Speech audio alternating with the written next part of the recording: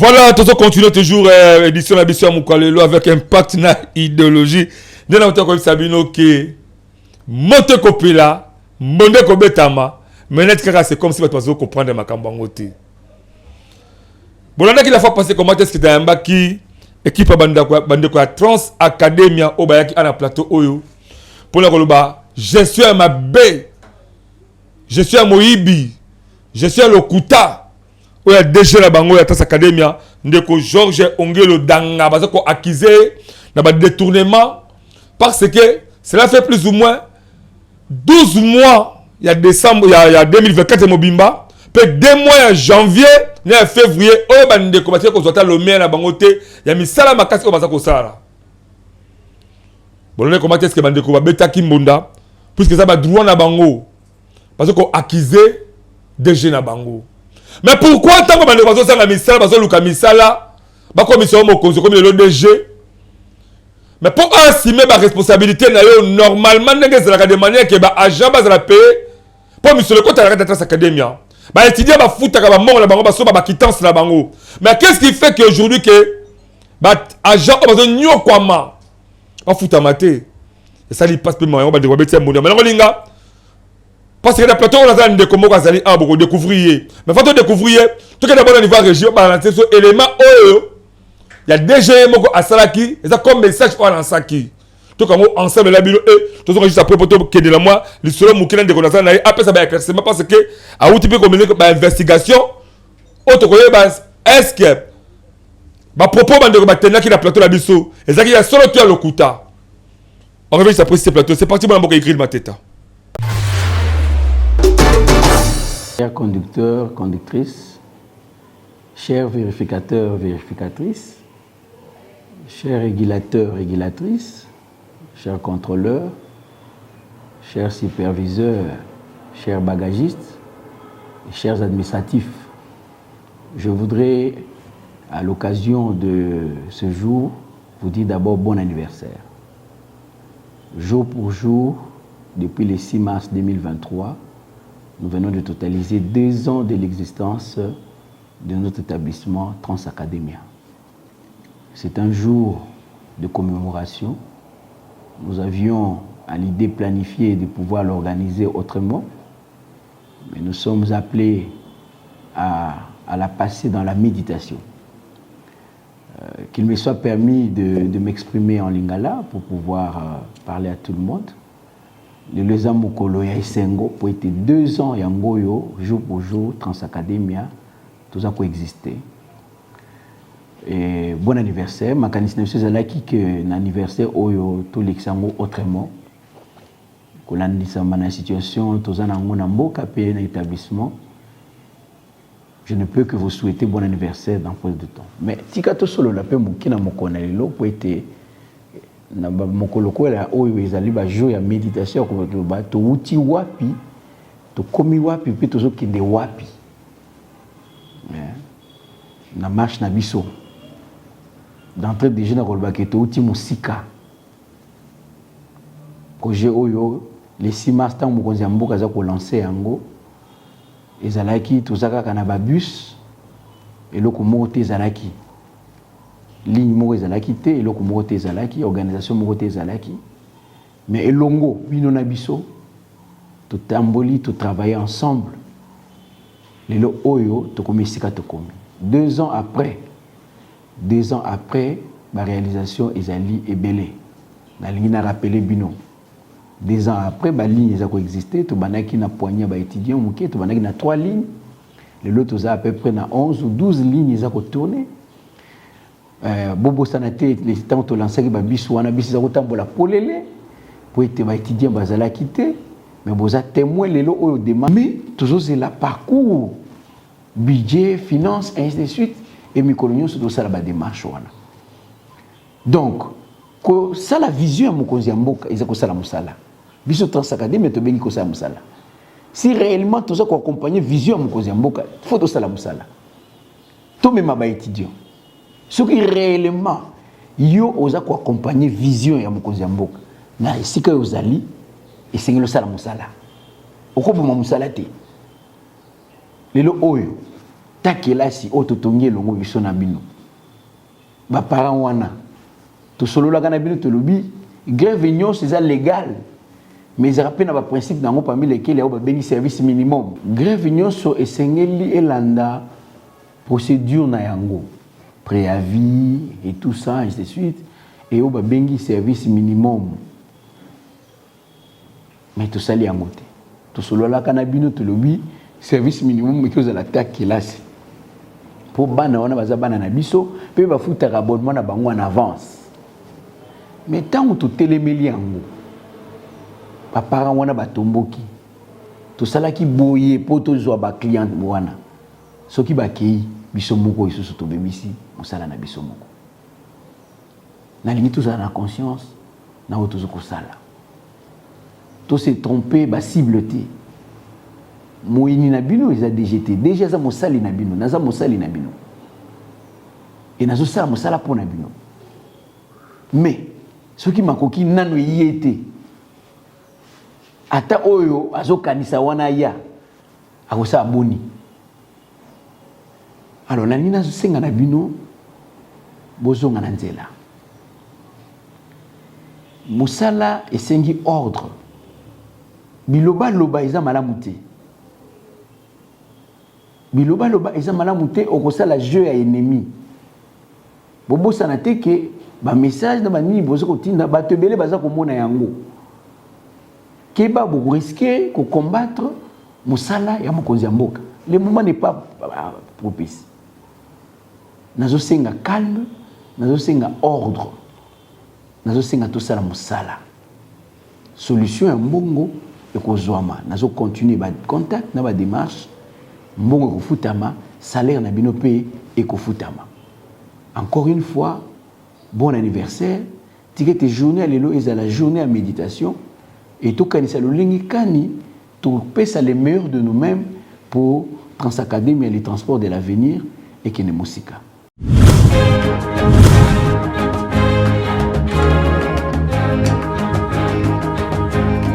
De retour sur ce plateau exceptionnel Yambonda Ekolo, magazine d'actualité Bilomo Bolandi. Comment est-ce que DG Georges Ongelo Danga a aussi s'exprimer na ba propos nae? Est-ce réellement yango les écoutes Moussama des pères na mal babandi balobaki? Tomi Bolambo Kandeko Samuel Bouker, Rosalie aussi journaliste d'investigation, DG ya magazine Tosembola Molambo Samuel Bouker. Bonne santé. Oui, santé moi malamu parce que nous sommes tous concentrés. Na makambo ezo komeli ba imboka na niveau ya ba ndeko frère na biso ba Congolais baza na kati ya Bukavu Goma oyo mboka mbelemi tozali ko sambela mboka mbelemi ba FARDC ba telemi bazali ko bunda déjà ozulanda pourquoi mikolo premier ministre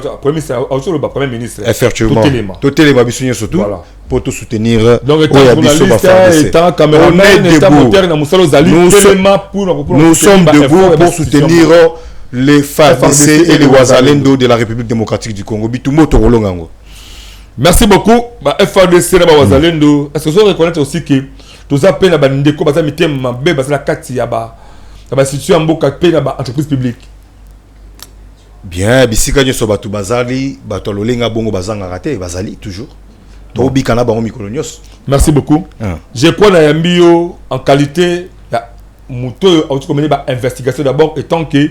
patron il y a magazine to Sembola journaliste a aussi commencé une investigation là-bas élément Hollanda que Hollanda a émission de ça qui la fois passée j'espère que sur j'espère que comme la matouille il y a Bandeko il y a Trans Académie comment est-ce que parce qu'on réclamait Moussala Mabe il y a des jeunes à Bango moi Mboka Georges Ongelo Danga moi Mboka Samuel Bouker premièrement la ligne d'abord tout sur l'angana yo la ligne Jalé Loté. Donc ça le sentiment te to fait la honneur ya Congo. Vous êtes d'accord nango? To kufara pona Congo mikolonios, to ndima pona kufara pona ekolo, to kufara pona ekolo. Très bien. Merci beaucoup à ce que tu fongola sur le dossier de cette Transacadémie. DG Georges Ongelo Danga aza accusé na détournement ya ba fonds, aza accusé na ko nyokola ba travers de sala kuna musala 12 mois impayé. Il y a un mois, donc en 2024, il y a un passe dans Zala. Puis 2 mois en janvier, février, ils sont incapables de foutre à Bandeko, tandis que nous sommes à chaque fois. Et d'ailleurs, actuellement, l'entreprise est par terre, la Transacadémie sur le terrain, ils ont mon sangwana tango yo kiango na matoi na yo o tu comme investigation sur sida malongo zui mwana mboka ndeko alende wa mbonda ya ta vraiment caméra no ngwana mbonda ya ekolo matondo mingi poto ebia watango mbonde betamaka batonyo so bayokaka yango. Effectivement, c'était important pour nous tous les Kalelo, tous les Kakotel, ça va imboka parce que tout lobby, tout ça quand on a Congo n'imboka, tout le lukate que banyo kolabiso pour te bi place to ki melate. Na ina interpellé d'abord na ba imboka, ba iba que loi portant création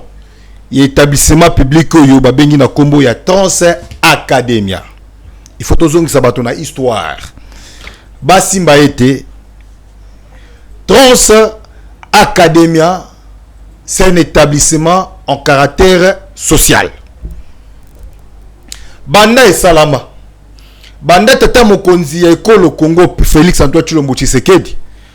Akendaki ko sala inauguration ya société o Trans Academia. Ko banda mokolo wana tina mbula lelo ticket ya Trans Academia échangeate ezalaka kaka 500 francs congolais. Je pense que baba kolandanga lolenge mona transco lolenge moko na transco ba kolandanga toza ba congolais to mataka pe Trans Academia po toza na bandeko baza ba étudiant toza na bano bakendaka kelasi to yebi biso moko ndenge makambongo ezali kosalama tozongi mwa moke na elokambo lobi il y a un paiement 12 mois plus il y a agent donc année mobile 2024 voilà. Plus cette débit à moto de janvier à février ba yela kingai dossier wana na bureau et pas il y a ba Congo mani mususo basala na Trans Academia tango ngana yokaki likambo ya 12 mois nambaki bango na plateau là voilà na yoka na plateau c'est mbunde beta maki na landaki bango pe ba yaki na to sembola ba yaki pe na lobaki non tellement ezali dossier o etali baleki na biso ba étudiant na bana na biso kelasi et kozala malamu biso pe to koma sur place to palper réalité ya makambo obino bolobiao tala na ba recherche na ngata on a commis sur place ba recherche pe Singapour Trans Academia société ya bana mboka oyo moto azali ko gérer yango akubengami na kombo ya mwana mboka Georges Ongelo Danga Wabumbu akotali sangai ayebisinga mwana mboka ozali mopandi sango oyo Congo ezali ko reconnaître ba valeur na yo toki komemana na loyengete tala ba preuve ya ba paiement yango yo na koyela yango po mona yo moko tala si réellement makambo bandeko bayaki kolobawa ezali bosolo ou bien ezali luvunu to koloba parce que message il fait comme la ba congolais bisika tout basomi ba yeba vérité za nini natali na année 2024 année moko ezali na 12 mois il y a un paiement tango zo ebisana ke no to sali 12 mois to futamite to kotuna est-ce ba famille ya bato oyo bazobika lolenge kani parce que c'est pratiquement inconcevable ozali ko gérer entreprise munene ya l'état o misolo kota o misolo ezokota ozali pe un grand manager parce que to ko rappeler na ba imboka c'est un expert en matière ya transport moto ko gérer Trans Academy abandi leloté azali moto yo ayebi ba mécanisme nini ya kotia na place ba eloge ça voilà te tozo kende malembe 12 mois ya nyongo ezali te ah bon parce que Trans Academia ezali ko dépendre d'un gouvernement central, c'est-à-dire il faut baser la rétrocession ba subvention ya l'état chaque mois de toyo ba yokana kezali na kata mikanda mobeko lobi bongo chaque mois il faut ba subvention tango ezali ko ya et permettre fonctionnement ya société pe ya entreprise na ba agent na ba futamaka tango ba subvention na 2024 et ku permettre ki ba futa bandeko mois de janvier si 8e mois ya nini 2024. 2024 bande ko ba que 12 mois za NPE ba Je te dis donc le bique zela toke ne malema ba pes fouti bango du janvier je pense du janvier 10e mois ba azani wana je vous dis je ne pas preuve ezali toke ne malembe 2 mois etikali tellement misolo oyo yaki ezalaki moke mwana mboka azwaki misolo na kati ya société ya Trans Academia pona bandeko bakende ko futa bakende ko fêter convenablement sans faille na kati ya babota na bango ba futi bango 2 mois na c'est-à-dire 12 mois mobimba nyongo yite soko yebisika to comme na 2025 nyongo ezali ya janvier na février pour azali ki bo solo afongoela ki motema pour tali sangai keno s'il vous plaît rétrocession cette fois-ci subvention à 2025 na no yete s'il vous plaît s'il vous voilà. plaît s'il vous plaît de Samuel Bouker OK c'est là ba investigation oyo mené na rapport oyo to pe ba allégation ba ndeko na yambaki bango awa oui automatiquement il y a une grande différence une grande parce que bandeko 12 mois ba na yebisi excusez plateau zanga ben voilà balobi que 12 mois dans année 2024 mobimba bazu ata le meilleur mon côté mais nous mais yo lobi que bazu la bazu nous il y a des preuves oyo pas que les DG effectivement ongelo danga afutaki ba agent ba chauffeur ya Trans Academia ba futami 2024 na yebisi bino nyongo ezalité oza convaincre yo zali moto na tembe e makasi kutu lokola zali moto na tembe déjà zo kabiso coordination de Trans Academia ba ko yo kabiso na ba ba journaliste na bango ba message ko yamba écoutez so ba ko yamba biso to côté ka facilement côté ka mboka oyo te na makambo tali ba kanya kan ba tu so ko sa on a signé so drapeau ya mboka to bundela ya mboka ya ekolo bundela ekolo quand même sur le banini moto na moto bundela ekolo na domaine oyo yaye très bien on se bundela ekolo na domaine de média voilà alors bango ba yambaka ba journaliste bango ya ba yebi ke akozoi facilement na mboka ba tu bundela ekolo te na mboka kolo ba bongo te parce que soki nanu to beta déjà ba porte soki nanu beti porte te kolo ba te ba boy ko fongoela yo yo banana ko sala pas ko beta porte oyo ba soki ba fongoela to qu'est-ce qu'on a makambo 12 mois na episode que non 12 mois salaire ma bonne année 2024 très bien yo lobi 12 mois voilà 12 mois année 2024 voilà ngana episode que non 12 mois et 2024 nyongo ezalité yebisa na 2025 awande janvier na février nyongo ezali pourquoi parce que société en caractère social auto dépendre na gouvernement est pessimiste sur le thé parce que tant on va détourner mes salami détourner mes salami sur base de quoi sur base il faut détourner ça ma détourner ça ma que non ba pesa mi solo oyo yo mi solo oyo ba pesa ki ba canaliser ngo po futa ba agent et futa ba agent je vous dis hôtel de benga ki bango tato sula détournement na ko yebisayo na ko yebisayo na ba imboka bokanga mokolo ya lelo société on les a société à l'état bateau bokende wana bo mener ba investigation en tant que journaliste et ça c'est une entreprise publique voilà maintenant aussi vos investigations à vos manières bo composer bo palper si réellement missolalité ça qui détourné non ata 10 fois mon côté il y a l'état ezali détourné na makambo itali fonctionnement il y a Trans Academia donc vous assumez vraiment vous assumez que Simon Mboka Georges Ongelo Danga un bon gestionnaire la main droite sur le cœur. Je dis rien que la vérité. Si ma moto les gars, il n'y a aucune personne on a la possibilité à encore rompre un gars. Encore rompre un gars nini. 2 mois au Tikali il y a 2025, nazo ebsayo moi na mobali ya bato azali kobunda. Tongo midi poko. To yebi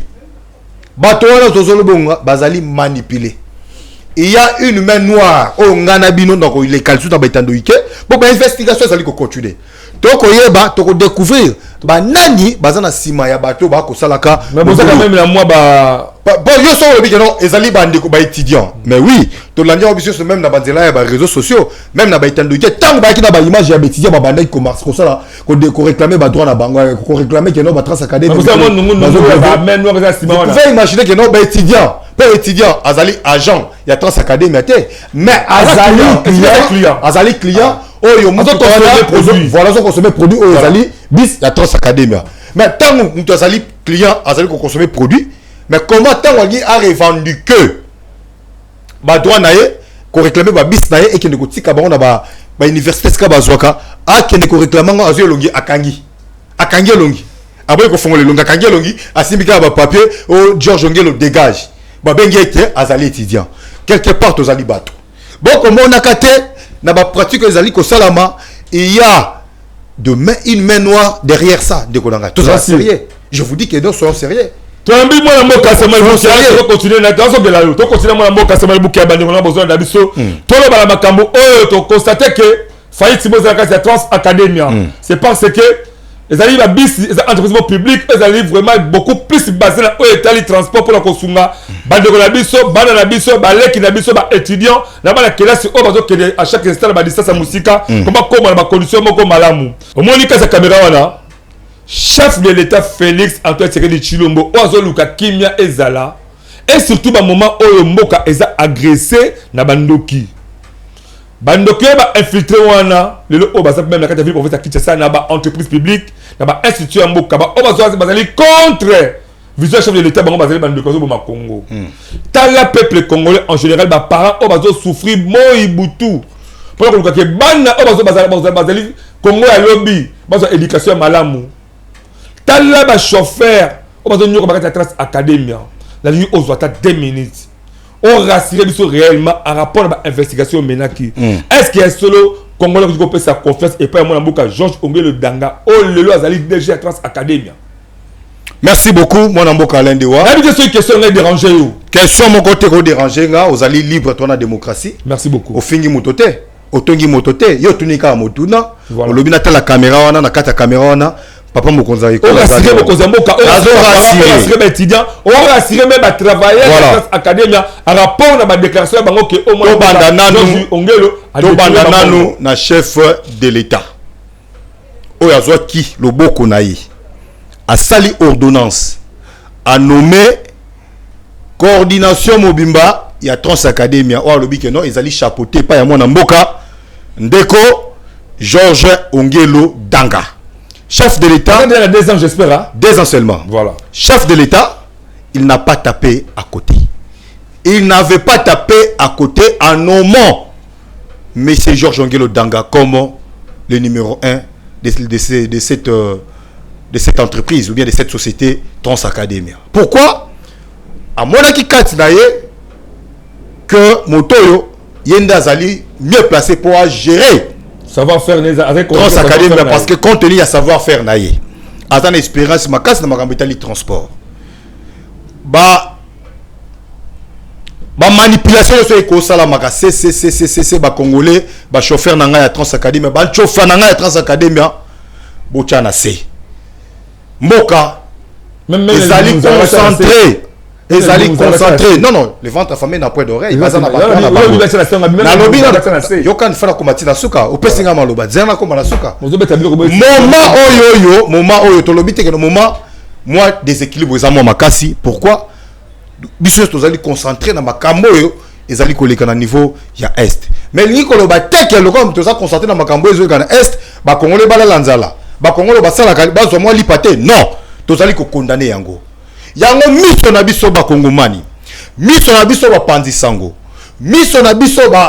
na travailleur ya Trans Academia biso to eko senga et pas tata mokonza mboka à instruire na ministre na ya finance a décanter situation ya Trans Academia bon ko ça Trans Academia oui bazana droit ya ko gréver ceux qui va komona clarté oui c'est dans leur droit mais pourquoi ba gréver parce que baso réclamer misolo na bango misolo na bango li foot na bango donc li foot misolo ya mutoki na bango c'est-à-dire salaire na bango bazali na droit ya ko réclamer yango tant to moni na niveau ya coordination ya Trans Academia moi iki kezali bango pe ba kolelaka que il faut li sunge utakaka na gouvernement ndenge to yokanaka ndenge ba yokanaka makomie za bongo lwe lobi bongo yango tozo senga na papa Doudou Fwamba le pakebo wazali bongo ministre national ya finance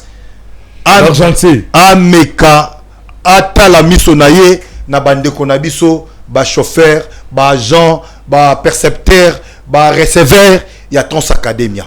baza ba papa ya bana. Ce sont des pères de famille. Les parents. Ce sont des parents. Baza ba responsabilité. Au moment où je vous parle, il y a d'autres personnes qui ont garanti dans Bandaku na bango et Sili. Baza bengali bango na Bandaku. Baza na moi ba difficulté. Parce que yebi, il y a des fois même on a ba Congo na Congo mani na Congo pardon. Moi tokolo bateke non. Ba raison ba sa locataire. Difficulté za moi makasi. Mais tant que bozo pouvez bato 2 mois. Autre côté déjà presque 2 mois max 2025 depuis 2025 bandi bazu na misoloté ou déjà presque 3e mois non toko sepela na biloko te toko sepela na ngote ata mois moke toko senga na mwana mboka ministre finance ata la miso na ye na Trans Academia afin que misolona et permettre na ndeko Georges Ongelo Danga afuta ba travailleurs nyo soit Trans Academia. Je pense que situation oyo et kozala réglée sans bruit, sans faille quoi. On est vraiment de cœur avec cette société Trans Academia, surtout avec bande konabisa na bande konabiso ba chauffeur, moi quelques agents au bazo réclamer ba salaire na bango pour ezali li futa na bango ya musala. Merci beaucoup. Wow. Ah. J'ai aimé Malobasou quand moi mboka Samuel Bouker. À la question de ma patriotisme. Je croyais que malgré la Katinaye, moi, Djali Longé Zalamouké, mais j'ai trouvé en lui que l'esprit patriotisme est allé pour assainir réellement dans l'État congolais, América pour bétaner le boko, mais ça, América au côté de nous, boko, na saki, on est à l'État pour décanter la situation. Cela montre réellement qu'il y a des sérieux problèmes. Tant qu'il y a à reconnaître qu'il y a des problèmes dans la Trans Academia, l'argentier, moi, Namboka Doudou Fwamba, Atia le boko pour Lukake. Trans Academia après Azwa Mukene Azwa rapport Esunga le Bambabotana, c'est déjà l'amour, c'est déjà l'amour. Voilà. Message à mes pas moi Mboka Georges Ongelo Danga. Merci à toi la Moussa Ozali Kosala parce que vous avez assumé ma responsabilité au 2 ans. Trans Academia to bon na tambola mais c'est des net Trans Academia zo bimaté. Suite il y a ba grève ba agent ba Kosala. Alors si réellement que ma propos moi Mboka Samuel Boukazo bimisa ezali en rapport à l'investigation à mémoire que le Trans Academia a zuna misolita ko futa bande kwana zambe akopambola pe abakso mais peut to linga biso to kuta la pena yo to kangana moi Mboka Samuel Bouker o aspiré investigation le quoi il y a qui chance au côté la porte na bino biso biso to kota kati to solo to c'est donc to ça président assurance réellement que baloba o ezali ya solo Trans Academia ezali ya tata ya mutute ya mama ya mutute ezali ya l'État congolais ba agent bazo foutre banda ko bazo bazala bana bazo taka ba classe ba parents ba ko ba incapable bazo bisa ko bana ba kuluna bana ba ndumba c'est pas ce que bazo ba misolo bango salaire té mais si réellement que 2 mois et que ba futamité et que 12 mois ba futama ba ndiko ba travailleur bozo la pe ba arroganté bozo appeler motema mabete soki ba futamaka pourquoi on luka mabe ya moninga mais soki ba futamaka té c'est bozo ba droit na bino. Mais ce qui va foutre à Maka, ndoki oza kasi na bino, mabota na ye, esika zali, bana na ye, babela ba AVC. Manipulation. Manipulation. Ils seront dévoilés, pour le cas de dévoiler bango. Pas de dénoncer bango. Voilà. Mais ce qui est, vous avez droit na bino. En tout cas moi Mboka, Georges Ongelo, Zonga Mutu, pesa bango ba. Vantage na bango est lié, est-ce que moi Mboka c'est mon bouquet. Tu profites aussi ça na olelo. Votre dernier emoji c'est 30 secondes. Ce qui est dans l'autre rolling à Makasi, ils ont la cara Congo. Liboso na biso ils Congo. Après c'est le Congo et enfin c'est le Congo. Le Congo c'est notre tout. Biso à part Congo, toi na mboka musu biso to kendete. À part RDC. Donc boya ko memela biso ba désordre te na kati ya institution ya mboka. Boya ko ya ko manipuler rater ba travailler est-ce que baza bozo baza concentrer na makambo ba guerre à l'est, bino boya ko manipuler bango ba tika musala pona non. Bana Congo, tout les melongo, tout tchanase, ba chofarangai, bo tchanase, bo sala boulot, bo zongi la boulot, des awana ministre Ayoki. Pour comment na bino zape comment na biso. Biso net toujours accompagner bino. Ministre to comme la net toujours compte cette to bito comme la même ministre Doudou Fwamba. à résoudre le problème ba congolais oh bazo ça na carte ya Trans Academia pour quand même baza pe na droit ba sekana ba famille na bango mutu nyo ça na droit très bien ya ko sekana ba famille na ye bo décanter situation oyo et ils ont persisté dans la carte Trans Academia autre côté déjà mars c'est presque 3 mois déjà yango ils ont ba bande kona ba futamité mais moi na mboka batu Georges Ongelo bazo bambaye mabanga pour rien il y a pendezana azali kozela po mikande se komami abeti beti ba tour 1000 fois mais le gestionnaire parce que na beau papa en tant que chef voilà donc il n'a pas le choix yango moni Félix c'est que le chef de l'état il m'appelle ba voilà donc 4 mois yebi azoko luka chose alité mais na yebi kende to lobi boye et comme na mato ya ba autorité bazo obligé ya ça la geste pour ba décanter situation ya Trans Academia ni pour ni contre journaliste a toujours resté au milieu du village. Merci à Écrit de ma tête, merci à Wilfried Samba, merci à nos bandes de compétition qu'on fait la fidélité de Mbaki Mwanamboka, Samuel Bouker en qualité de journaliste d'investigation pour patrouille magazine To Sembola, To Betaki Masona au Italie, faillite aux autres à la Trans Academia, un rapport. Naba allégation au bado Mbaki la fois passée baba que Mwanamboka Georges Ongelo Danga DG Trans Academia nini azako détourner mongo et aboy konfuta bango pendant 14 mois dans 2024 na janvier et février mais dis-moi moi mboka Samuel Bouke ameki ko pesa ba éclaircissement auto senga bon moko bolingo ezala congolais tellement chauffeur ya Trans Academia tellement parce que so telemi ne ko permettre misala Congo ke liboso on se retrouve prochainement bako ko s'abonner na ba chaîne YouTube Nation Monde école officielle P partout vous avez un problème ndenge moi mboka Bouke raye bobenga biso to ko sola bino to kamba bino na motema moko merci moi mboka Bouke on est ensemble restez branchés sur les restes programme ya Monde école magazine d'actualité je vous aime beaucoup plus bye. Thank you.